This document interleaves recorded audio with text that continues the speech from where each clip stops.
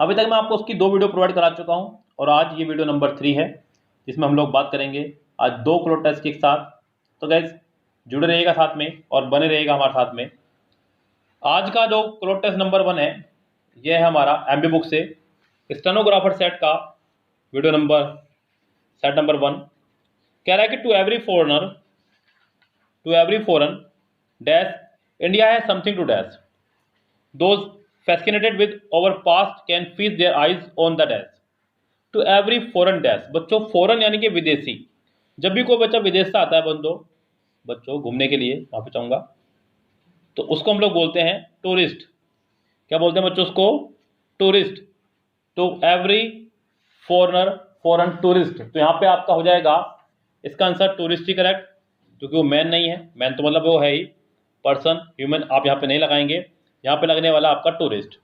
To every foreign tourist, जितने भी foreign से आते हैं टूरिस्ट घूमने के लिए, India has something to dash. India में है कुछ ऐसा जो उनको डैश करता है, मतलब जो उनको डैश करता है, मतलब India has something to dash to offer. Offer मतलब प्रदान करना, यानी कि उनको कुछ चीजें मिलती हैं यहाँ पे, तभी तो कोई आता है यहाँ पे बच्चों। कोई भी व्यक्ति किसी भी जगह पे वो तब जाएगा जब उसको वहां पर मजा आ रहा हो, आनंद मिल रहा हो, कुछ ऐसी चीजें हो जो उसने कहीं और ना देखी हो। तो यहाँ पे बच्चों ऑफर यानी कि पहला ही ऑप्शन करेक्ट बैठ जाएगा। टेक माने लेना, गिव माने देना और सी माने देखना, तो ये आपके आंसर नहीं रहेंगे। यहाँ पे इसका आंसर हो जाएगा पहला ही correct. To every foreign tourist India has something to offer those fascinated with our past can feast their eyes on the dash. वो लोग जो हमारे पास्ट से यानी कि इंडिया के पास से, मतलब हमारे से मतलब बच्चों इंडिया की बात हो रही है। Those fascinated with our past can feast their eyes, तो वो अपनी आंखों को से जो डैश कर सकते हैं। फीस का मतलब होता है बच्चों एक तरह से, फीस का मतलब होता है दावत। सही बात तो ये है, आपने सुना होगा सनफीस बिस्कुट आता है आपका, लेकिन ये आंखों के लिए अगर आपको अच्छी अच्छी बिल्डिंग, अच्छी इमारतें देखने को मिल रही है तो ये आपकी आंखों की दावत हो गई है, मतलब मजा आ गया आपको, जिस काम के लिए गए थे वो काम हो गया है। You can fees pass can fees there eyes on the dash, on the dash, तो वो चीजें जो हमारे भूतकाल की उनको देख करके अपना आनंद ले सकते हैं। रूइंस यानी कि बर्बाद हो जाना, मोन्यूमेंट्स प्रतीक, रिमेन्स जो अब बचे हुए हैं उनकी बात कर रहा है, और लेफ्ट ओवर्स मतलब लेफ्ट ओवर का मतलब होता है खाने के बाद जो बच जाता है, यानी कि झूठन एक तरह से मैं इसको बोल सकता हूँ।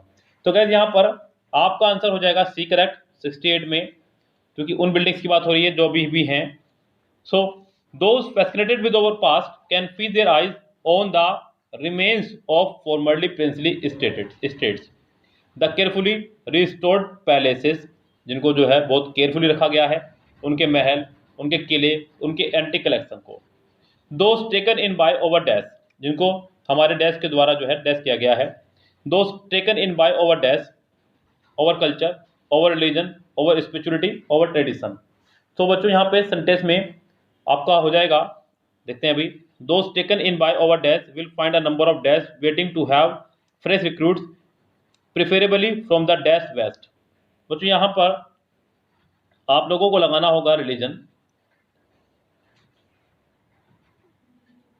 सॉरी यहाँ पे दोज कहाँ गया वो का, those fascinated with over pass can fees there eyes on the remains of formerly princely states the carefully restored palaces, forts and antique collection. Those taken in by over religion, those taken in by over religion यानी कि जिनको हमारे धर्म के द्वारा जो है dash किया गया है। Will find a number of dash, उनको जो है नंबर ऑफ डैश देखने को मिलेंगे। नंबर ऑफ डैश बच्चों बात हो रही है यहाँ पे रिलीजन की, धर्म की, तो यहाँ पे अब बात होगी उसी के हिसाब से ही। यहाँ पे गाइस हो जाएगा आपका गॉडमैन 70 में। गॉडमैन मतलब एक ऐसा व्यक्ति, मतलब एक मजाक के तौर पे जिसको आप बोल सकते हैं। Will those taken in by over religion will find a number of godman waiting to have fresh recruit preferably from the dash west. तो यहाँ पे बच्चों एफुलेंट मतलब समृद्धिशाली वेस्ट, इंटेलिजेंट बुद्धिमान, प्रोमिनेंट लेनियंट, आपका आंसर हो जाएगा 71 का A correct. Here one can buy dash that the best traditional craftsmanship can produce. Here one can buy dash that the best traditional craftsmanship. बच्चों बात हो रही है क्राफ्टमैनशिप की, किसकी बात हो रही है बच्चों यहाँ पे? क्राफ्टमैनशिप की, यानी कि तो वो चीज़ें जो हम लोग हाथ से बनाते हैं और हाथों की चीज़ों के लिए हम लोग लगाया करते हैं यहाँ पे हैंडीक्राफ्ट। क्या हो जाएगा बच्चों यहाँ पे हैंडीक्राफ्ट।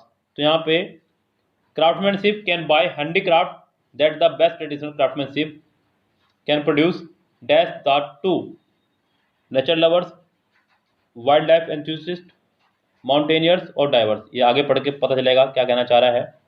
कैन प्रोड्यूस डैश, खत्म होगी बात यहाँ पे प्रोड्यूस पे ही, एक नया सेंटेंस शुरू हो रहा है यहाँ से। Dash to can take their pick for India has warm water dash vast open spaces, snowy mountain peaks and luxurious tropical. और यहाँ पे साफ बात दिख रही है, ये सभी नेचुरल प्लेसेस हैं, तो कोई नेचर लवर है उसी की बात हो रही है यहाँ पे। तो यहाँ 73 में आपका हो जाएगा nature lover. Nature lover can take their pick for India has warm water dash, वहाँ पर जो है गर्म पानी की डैश हैं, वास्ट ओपन स्पेसेस, बड़े बड़े खुले स्थान, स्नोवी माउंटेन्स पीक, बर्फ से ढके हुए पर्वतों की चोटियां, एंड लग्जरियस ट्रॉपिकल डैश। तो 74 में यहाँ पे warm water dash, water seas, water beach, water sands, water rivers. So guess यहाँ आपका ऑप्शन हो जाएगा वार्म वाटर रिवर्स, नदियाँ, वास्ट ओपन स्पेसेस, खुले स्थान, स्नोवी माउंटेन पीक, बर्फ के पहाड़ियाँ, and luxurious tropical forest, shrubs, bushes या ट्रीज। तो गैस यहाँ पे आपका हो जाएगा फॉरेस्ट, जंगल। ओके गैस, तो ये था आपका क्लोड टेस्ट नंबर 1। अगला क्लोड टेस्ट आपके सामने इसी वीडियो में आया हुआ, इसी सेट में आया हुआ स्टेनो का सेट है बच्चों। तो कम से कम 20 मार्क्स के क्लोड टेस्ट आपके रहेंगे यहाँ पे, और कोशिश करेंगे आप 20 आउट ऑफ 20 मार्क्स लाने की, जिससे कि आपको सिलेक्शन में आसानी हो सके, क्योंकि क्लोड टेस्ट का एक बहुत बड़ा रोल आपके एग्जाम में है। ओके गाइस, तो इसलिए आपकी कोशिश जारी रहनी चाहिए। आलकस करने का समय नहीं है, मेहनत करने का समय है। अगर आपको मौका मिला है तो उसका लाभ उठाइए और मेहनत करते रहेगा बच्चों। कोई भी बच्चा ऐसा आलकस ना करके बैठ जाए बिल्कुल आराम से कि अब मैं आराम से तैयारी करूँगा। जो बैठ जाएगा वो समझो बैठ ही जाएगा, जो तैयारी करता रहेगा वो सिलेक्शन लेके चला जाएगा। ओके गाइस, चलते हैं क्लोज टेस्ट नंबर 2 पे, क्या कहना चाह रहा है बच्चों उसकी शुरू करते हैं आप पढ़ना। सो गाइस, अगला क्लोज टेस्ट देखिएगा, कह रहा है कि there dash a large colony of monkeys in Bareilly jail. One day, a baby monkey dashed to come down near our rooms and he dashed not get up on the wall again। यानी कि एक baby monkey, छोटा बच्चा monkey का आया हमारे room के पास में और दोबारा वो नहीं चढ़ पाया दीवार पे। Some prisoners and warders dashed hold of him and tied a bit of string dash his neck। कुछ कैदियों ने और वहाँ के आसपास के देखरेख वालों ने उसको पकड़ लिया और उसके चारों तरफ गर्दन की तरफ एक रस्सी बांध दी। The parents of the little one saw all these dash the top of the high wall. जो बच्चे मंकी के जो माँ बाप थे वो ऊपर से देख रहे थे। एंड देयर एंगर डैश, और उनको गुस्सा आ रहा था। Suddenly the father a huge monkey, उस बंदर का बाप यानी कि एक बहुत बड़ा बंदर, जंप डाउन, नीचे कूदा, and charge almost right dash, और धावा बोल दिया उस पूरी भीड़ पर। The crowd which was arounded around the baby monkey, जो उस बेबी मंकी के चारों तरफ घिरी हुई थी। It was a brave thing to do, बड़ा महान कार्य है बंदर की तरफ से। For the man dash in many number, वो लोग जो कि काफ़ी संख्या में थे। But the monkey courage won and won crowd of the man, और मंकी का साहस जीता और वो भीड़ पर कूद पड़ा और भीड़ वहाँ से भाग खड़ी हुई डर के मारे। Living their stick behind them the little monkey was taken back to its dash. ये कहानी है बच्चों बरेली की जेल की, जहाँ पे मंकी एक छोटा सा नीचे आ गया है और उसको लेकर के यहाँ कहानी शुरू हुई है। चलिए शुरू करते हैं अपनी कहानी को, क्या कहना चाह रहा है। कह रहा है कि there dash a large colony of monkey in Bareilly jail. Bareilly की जेल में जो है एक बंदरों की बड़ी ही यानी कि लार्ज कॉलोनी है। देयर डैश, बच्चों यहाँ पे there was, there are, there happen, there is. So guys आपको यहाँ पे फैसला लेना होगा कि कौन सा ऑप्शन करेक्ट रहेगा। स्टोरी की अगर मैं बात करूँ तो स्टोरी चल रही है हमारी पास्ट में। एक बार वो बंदर जो है वहाँ से गिर गया, ये हो गया वो हो गया। तो बच्चों यहाँ पे स्टोरी को हम लोग जब पास्ट में चल रही है तो आप आर और इज का इस्तेमाल नहीं कर सकते। हैपन्स भी आपका प्रेजेंट में ही इस्तेमाल हुआ करता है, तो आप इसका भी इस्तेमाल नहीं कर सकते। अब आपके पास बचता है सिर्फ पास्ट का एक वर्ड जो कि है सी, यानी कि was. So there was a large colony of monkeys in Bareilly jail. One day a baby monkey dash to come down near our rooms. तो बच्चों यहाँ पे जैसे कि मैंने आपको बताया कि स्टोरी चल रही है हमारी पास्ट में, और पास्ट की स्टोरी को देखते हुए हम लोग सिर्फ ऑप्शन से खेल खेल जाएंगे। जैसे कि उसने पहला ऑप्शन दिया आपको हैपनिंग। सो गाइज यहाँ मैं सिर्फ ऑप्शन से खेल खेलूँ अगर, तो हैपनिंग आपका नहीं आ सकता है।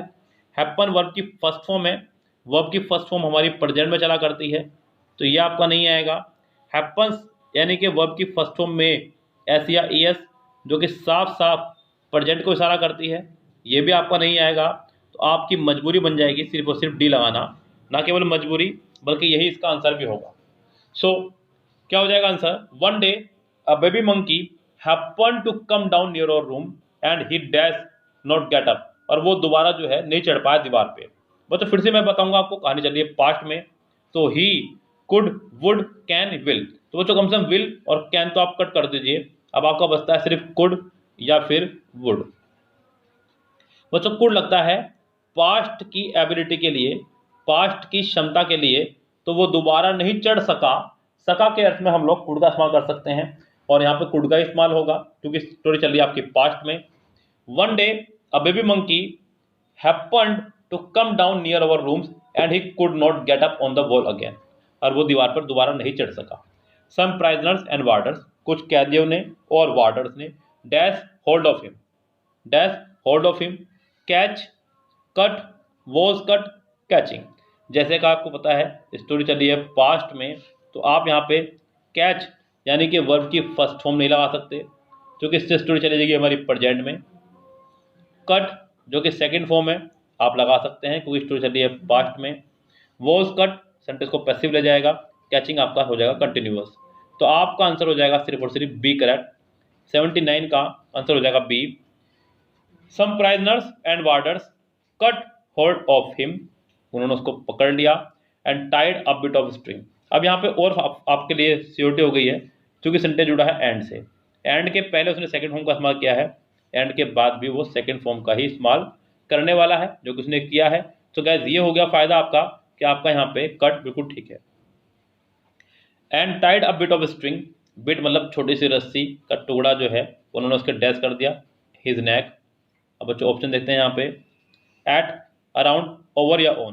तो बच्चों यहाँ पे आंसर हो जाएगा आपका अराउंड हिज नेक, क्योंकि बच्चों बात हो रही है चारों तरफ। देखिए गर्दन एक सिलेंड्रिकल शेप में होती है जिसके चारों तरफ कोई चीज़ बांधी गई है, तो गए चारों तरफ बांधने के अर्थ में हम लोग लगाने वाले हैं अराउंड हिज नेक, यानी कि उसकी गर्दन के चारों तरफ उन्होंने एक रस्सी बांधी, क्या बांधी, यानी कि कुल मिलाकर उसे पकड़ लिया। String around his neck. अब बच्चों ये सब कुछ चीज़ें उस मंकी के पेरेंट्स ऊपर से देख रहे थे, पेरेंट्स किसी के भी हों बर्दाश्त नहीं करेंगे, उन्होंने भी नहीं किया। The parents of the little one so all these, सब कुछ देख रहे थे वो, all this dash 81, all this dash from the top of the high wall. From the बच्चों फ्रॉम यानी कि किसी स्थान से के अर्थ में लगाते हैं, से के अर्थ में, पीछे से आने के अर्थ में, from the top of the wall. अगला है सॉरी यहाँ पे पहला ऑप्शन फॉर्म है बच्चों, फ्रॉम नहीं है, FORM, फॉर्म मतलब रूप जो कि इसका आंसर नहीं होगा। सेकंड ऑप्शन फ्रॉम है। अगला है ओवर, ओवर मतलब ऊपर और अबव मतलब भी ऊपर, लेकिन दोनों में अंतर है बच्चों ओवर और अबव में। ओवर मतलब बिल्कुल सीध में किसी चीज़ की कोई चीज़ ऊपर हो, और अबव मतलब सिर्फ ऊपर है लेकिन सीध में नहीं है, हाँ ऊपर ही है। लाइक आप अपने कमरे में बैठे हुए हैं, सड़क पर लोग चल रहे हैं तो आप उनसे ऊपर हैं, यानी कि आप उनसे अबव हैं, लेकिन आप उनके ऊपर नहीं है बिल्कुल। हाँ अगर आप छत पे बैठे हुए हैं जो आपके बिल्कुल नीचे है, छत के नीचे, उसको आप ओवर बोल सकते हैं। तो बच्चों यहाँ पे सीध में ऊपर के लिए हम लोग ओवर और ऊपर के लिए सिर्फ अबव का इस्तेमाल करते हैं। तो यहाँ पे from the top of the high wall, दीवार की ऊंचाई से उसका देख रहे थे, एंड देयर एंगर डैश, और उनका गुस्सा जो है डैश हो गया। अब बच्चों यहाँ पे ऑप्शन देखिएगा, यहाँ पे ग्रीव, ग्रोविंग, ब्रीव या बॉयल। बच्चों यहाँ पे ऑप्शन पे सारा खेल है मसला। यहाँ पे अगर देखा जाए तो उसने कहा ग्रीव मतलब बढ़ जाना, ग्रीव मतलब बढ़ जाना, गुस्से का बढ़ना लगाते हैं ग्रीव, क्या लगाते हैं हम लोग, ग्रीव। सो गाइस ये आपका ऑप्शन पास में है, ये भी ठीक रहेगा आपका। ग्रोविंग जी नहीं, ब्रीव जी नहीं, बॉयल जी नहीं। तो 82 का आंसर आपका हो जाएगा सिर्फ और सिर्फ ए करेक्ट। चलिए जी, their anger grew, suddenly the father, अचानक से पिताजी उस मंकी के जो कि बहुत बड़ा बंदर था, जंप डाउन नीचे कूदा, and charge almost right dash, और धावा बोल दिया dash, right upon, right under, right into, right in. तो गाइस यहाँ पे उसने धावा बोल दिया right upon the crowd. Upon मतलब ऊपर। बच्चों मोशन के अर्थ में हम लोग अपॉन का ही इस्तेमाल क्या करते हैं। Right upon the crowd which was around the baby monkey, जो बेबी मंकी के चारों तरफ घिरे हुए थे। It was a brave thing to do, ये एक बहुत ही हिम्मत वाला काम था। For the man dash many in number, क्योंकि लोगों की संख्या बहुत ज़्यादा थी, 84 में चलते हैं। For the man dash many number were be was is. बच्चों यहाँ पे मैन की अगर मैं बात करूं तो ये आपका प्लूरल है, और प्लूरल नाउन के साथ में हम लोग प्लूरल वर्ब का इस्तेमाल क्या करते हैं। अगर मैं बात करूं प्लूरल वर्ब की तो जरा उसकी भी चेक कर ले हम लोग।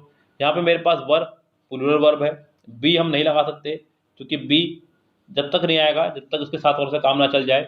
तो क्या यहाँ पे बी आपका नहीं आएगा, वो आपका सिंगुलर है और इज आपका सिंगुलर है, तो आपकी मजबूरी है कि 84 में अब आपको ए ही लगाना होगा। Okay guys, so for the man were many in number but the monkeys courage one and crowd of men fled terrified, leaving their stick behind them. The little monkey was taken back to its dash. और छोटा monkey जो है अपने dash जा चुका था। Trees, केव, mother या brother, तो बच्चे यहाँ पर आंसर हो जाएगा आपका मदर, अपनी माँ के पास ले जाया जा चुका था। ओके गाइस, तो ये आपके आज का क्रोटेस का सीरीज, मैंने आपको 2 क्रोटेस एक साथ सोल्व कराए। ये आपका आज दोनों क्रोटेस एमबी बुक से थे। 2016 के एसएससी स्टेनो के सेट 1 से ये मैंने लिया था, आप अपना चेक कर सकते हैं अगर आपके पास एमबी बुक है तो। ओके गाइज, और मिलते हैं आपसे इस सीरीज की वीडियो नंबर 4 के साथ में, बहुत जल्दी मिलेंगे, बिल्कुल बेफिक्र रहिए बच्चों।